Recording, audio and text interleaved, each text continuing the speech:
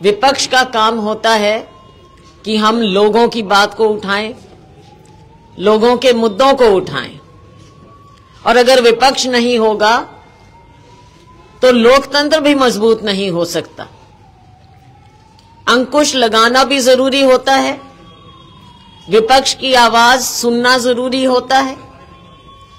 विपक्ष का काम है कि लोगों की बात को उठाएं, सरकार को चौकन्ना करें, और जो समझदार सरकार होती है वो विपक्ष की बात को सुनती है, विपक्ष को पूरी इज्जत देती है। ये हमने शुरू से देखा,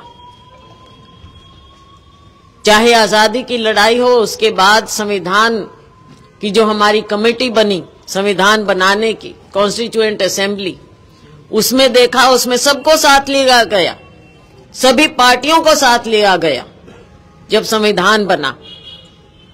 और उसके बाद जब हमारे पहले प्रधानमंत्री नेहरू जी बने, उन्होंने भी ऐसी नींव रखी। जब संविधान की रचना करने की बात आई कि कौन इसका मुख्य रचयिता होगा, किसमें ऐसी काबिलियत है, तो सबकी नजर, गांधी जी की नजर, नेहरू जी की नजर, सरदार पटेल की नजर, सबकी नजरों में एक ही व्यक्ति, देश में, इतने बड़े देश में एक ही व्यक्ति आया, और वो थे बाबा साहेब भीमराव अंबेडकर। देश नया नया बनने जा रहा था।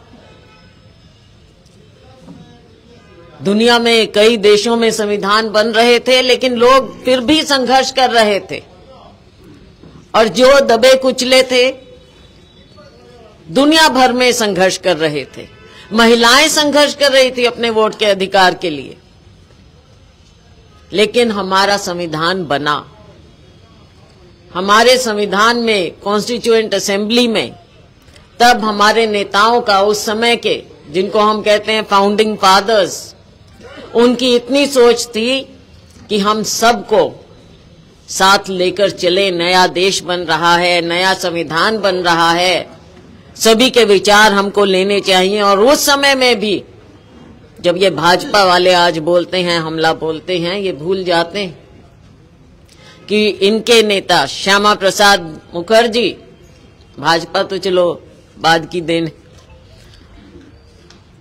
श्यामा प्रसाद मुखर्जी को भी उसमें लिया गया कैबिनेट में, ताकि सबके विचार आ सकें। ऐसी सोच थी कि हमारे देश में हर तरह की सोच है, हर तरह के धर्म है, हर तरह की मर्यादाएं हैं, उनकी इज्जत रखनी पड़ेगी। आजाद देश बन रहा है, ऐसी सोच अगर वो ना रखते तो हमारा देश आज तक, जो ये कहते हैं कि इतने सालों में, 7 दशकों में क्या मिला, हमारा संविधान बना, सबको अधिकार मिले। आपस में अलग अलग विचार होते हैं और लोकतंत्र में होने भी चाहिए, लेकिन उसको, विचारों को रखने का अधिकार भी दिया, हमारे संविधान ने दिया। ये हमारा ग्रंथ है। अगर हम अपने आजाद देश के ग्रंथ की इज्जत नहीं कर सकते, उनके रचयिता की इज्जत नहीं कर सकते, तो एक दूसरे की इज्जत नहीं कर सकते और लोकतंत्र की इज्जत नहीं कर सकते, जो आप आज देख रहे हैं। ज्यादा लंबी बात में नहीं जाऊंगी।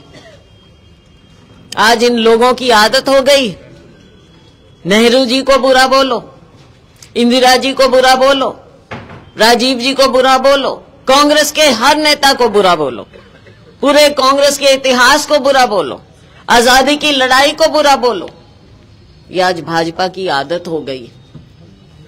भूल जाते हैं आजादी के बाद दुनिया में कितने देश हैं जिन्होंने आजादी पाई, लेकिन कहीं पर भी, कहीं एक भी देश ऐसा नहीं है जो पहले गुलाम रहा हो, बाद में आजाद होने के बाद जहां पर लोकतंत्र जिंदा हो।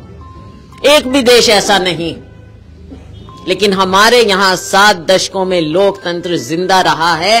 लोकतंत्र जिंदा रहने का मतलब है एक एक नागरिक जिंदा रहा है, उसके अधिकार जिंदा रहे हैं। जिसको हमारे संविधान ने हमें दिया है। दबे कुचलों की आवाज कौन सुनता था? दबे कुचलों की आवाज संविधान ने सुनवाई की। और हमारे उस समय के सोच ऐसी थी सबकी कि सबको अधिकार मिलना चाहिए। तो साथियों, आज भाजपा ने संसद में, रणदीप जी तो वहां पर थे, जिस तरह से देश के गृह मंत्री ने, हमारे संविधान के रचयिता, ना केवल गरीबों की, दलितों की, कुचलों की आवाज थे बाबा साहेब, लेकिन इस देश के हर नागरिक के अधिकार की आवाज थे बाबा साहेब।